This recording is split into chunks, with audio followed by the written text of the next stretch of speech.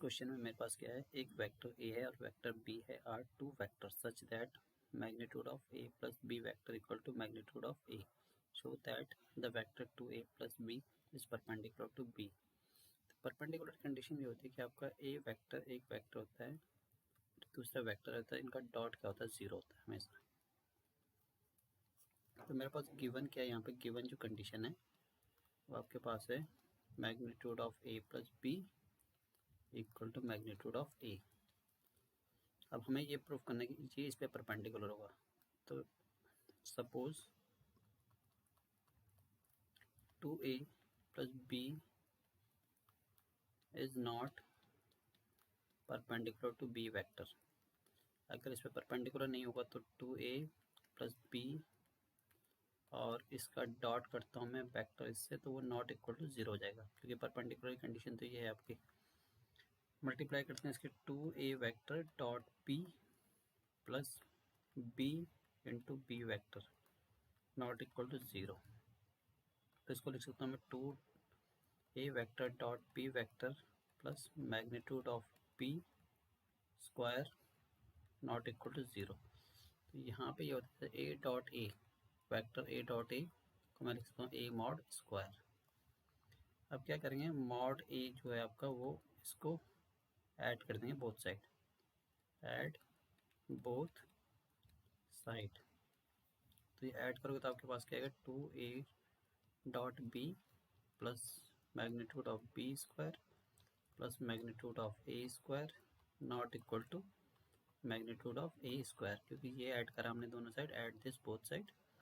तो यहाँ पे तो ये फॉर्मूला बन जाएगा। तो ये फॉर्मूला क्या आएगा, ए प्लस बी होल स्क्वायर। तो यहाँ पे आइडेंटिटी बन गई और यहाँ पर आएगा आपका not equal to magnitude of A square. तो ये कैंसिल हो जाएगा, स्क्वायर बोथ साइड कैंसिल कर सकते हैं। तो यहाँ पे मेरे पास क्या आ रहा है, ये आ रहा है जो मैग्नीट्यूड है ए और बी का वो नॉट इक्वल टू आ रहा है इसके। तो यहाँ पे इसके अकॉर्डिंग तो अगर ये नॉट परपेंडिकुलर है और यहाँ पर आ रहा है ये नॉट इक्वल टू, तो क्या हो जाएगा हमारा, तो this is our contradiction, it is a contradiction. तो हमारे पास क्या है, ये हो जाएगा ए प्लस बी क्या होगा, ये इक्वल टू होगा।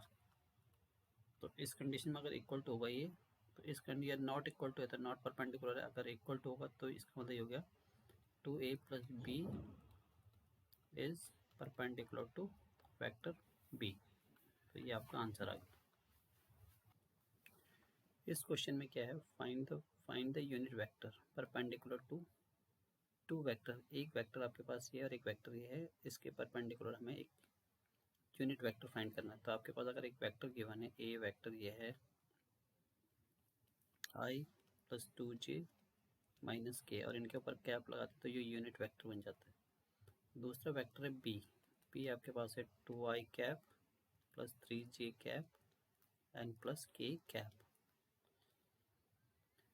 तो दो वेक्टर है मेरे पास यहाँ पे और मुझे इसका सबसे पहले इसका परपेंडिकुलर वेक्टर फाइंड करना पड़ेगा। तो परपेंडिकुलर अगर आपके पास दो वेक्टर गिवन हो, इसका परपेंडिकुलर वेक्टर कैसे निकालते हैं, तो एक वेक्टर आपके पास ये है और एक वेक्टर ये है, एक वेक्टर ये है। तो इसके जो परपेंडिकुलर होगा वो थर्ड वेक्टर होता है।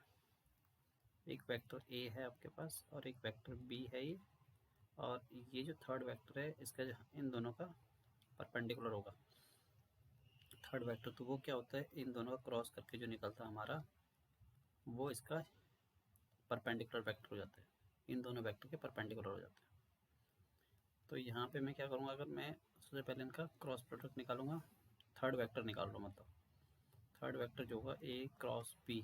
ए क्रॉस बी कैसे निकालते हो आप, डिटर्मिनेंट्स करेंगे इसका आई जे और यहाँ पर आएगा के। तो इसका जो कॉफिशेंट है 1 है और इसका कॉफिशेंट 2 है और इसका -1 है और यहाँ पे है 2 3 और 1। तो सबसे पहले आई कैप ये करेंगे, आई को करेंगे तो इसको और इसको कैंसिल कर देंगे, फर्स्ट रो फर्स्ट कॉलम, तो ये आएगा 2 इंटू 1 2 एंड इसकी क्रॉस मल्टीप्लाई करोगे यहाँ पे तो माइनस होता है यहाँ पे, तो ये हो जाएगा प्लस का 3। फिर आएगा प्लस जे, अब जे में करोगे तो ये कॉलम कैंसिल हो जाएगा और ये रो कैंसिल हो जाएगा, तो यहाँ पे कितना आएगा, अब यहाँ से करेंगे 2, तो ये आएगा 1 1 जो 1 हो जाएगा एंड +2 आएगा यहाँ पे, प्लस के कैप में कैसे करेंगे हम, ये और ये क्रॉस मल्टीप्लाई करेंगे, इसका ये कैंसिल हो जाएगा, तो यहाँ पे आएगा 3 - 4, तो ये आएगा आपके पास 5i, और यहाँ पर ये आपका ये माइनस होता है, -3j cap and -k cap. तो सिंपली फर्स्ट आपको प्लस लेना है, फिर माइनस लेना है, फिर प्लस लेना है और क्रॉस मल्टीप्लाई। जब आई को ले रहे हो आप तो ये कैंसिल हो जाएगा, ये कॉलम और ये रो, इन दोनों क्रॉस मल्टीप्लाई। जे, आप जे से स्टार्ट करोगे तो ये जे कैंसिल हो जाएगा, कॉलम और ये रो। के से आप करोगे तो स्टार्ट, तो के से ये कॉलम कैंसिल हो जाएगा और ये कैंसिल हो जाएगा फर्स्ट रो, तो आपका ये आ जाएगा। उसके बाद आपका ये हो गया, एक वेक्टर हो जाएगा, इस वेक्टर को ले लेते हैं हम, इसका नाम करते हैं सी वेक्टर। तो सी की वैल्यू जो है मेरी वो थर्ड वेक्टर है, इन दोनों का जो वेक्टर है वो थर्ड वेक्टर जो है परपेंडिकुलर इक्वल टू ये सी वेक्टर ले लिया मैंने। सी का आंसर मेरा है 5i 3j और -k। अब यूनिट वेक्टर के लिए क्या होता है, यूनिट वेक्टर निकालूंगा, उसका यूनिट वेक्टर जो निकालते हैं यूनिट वेक्टर में होता है आपका, इसका यूनिट वेक्टर निकालना है, unit vector of this, unit vector of C vector, तो ये हो जाएगा सी कैप, लिखें यहाँ पे यूनिट वेक्टर में, तो C cap equal to C vector और मैग्नीट्यूड ऑफ इसका, मैग्नीट्यूड ऑफ सी का, तो ये आएगा 5i -3j -k।